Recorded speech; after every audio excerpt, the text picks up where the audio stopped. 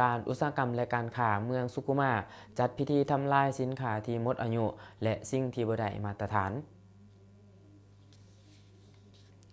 วันที่ 16 ตุลาของการอุตสาหกรรมและการค้าเมืองสุกุมาได้จัดพิธีทำลายสินค้าหมดอายุสินค้าบ่ได้คุณภาพสินค้านอกระบบและสิ่งที่บ่ได้มาตรฐานโดยการเข้าร่วมของทานพรพิรุณ นรสินรองประธานคณะกรรมการปกครองเมืองผู้สินำเวียกงานเศรษฐกิจมีหัวหน้าและคณะพร้อมด้วยวิศวการจากคณะการออมขางเมือง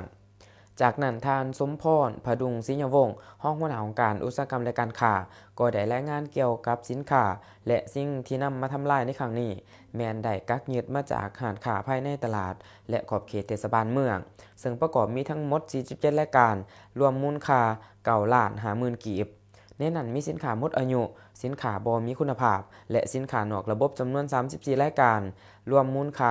6,500,000 กีบและสิ่งที่บ่ได้มาตรฐานจำนวน13เครื่องรวมมูลค่า2,550,000 กีบในพิธีทานพรพิรุณ นรสิน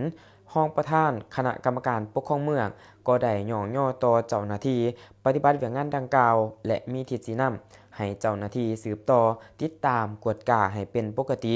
เน้นใส่ให้ผู้บริโภคได้รับความเป็นธรรมทางด้านราคาและได้รับสินค้าที่ดีมีคุณภาพได้มาตรฐานและมีความปลอดภัยต่อสุขภาพทั้งเป็นการสุกหยู่ส่งเสริมการค้าให้เข้าสู่ระบบนำสินค้าเข้ามาจำหน่ายให้ถูกต้องสอดคล้องตามระเบียบการสำหรับเป้าหมายการลงกฎการในครั้งนี้แม่นห้านขายยกขายย่อยห้านสะดวกซื้อห้านขายอาหารทะเล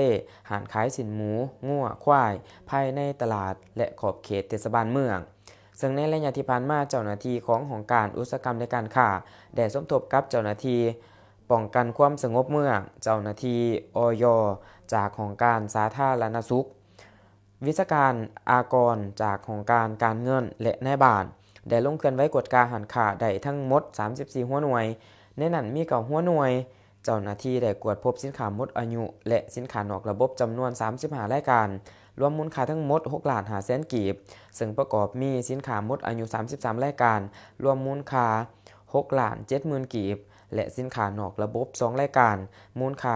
430,000 กีบสินค้าจำนวนดังกล่าวแม่นได้กักยึดไว้และนำไปทำลายถิ่มตามขั้นตอนและระเบียบการ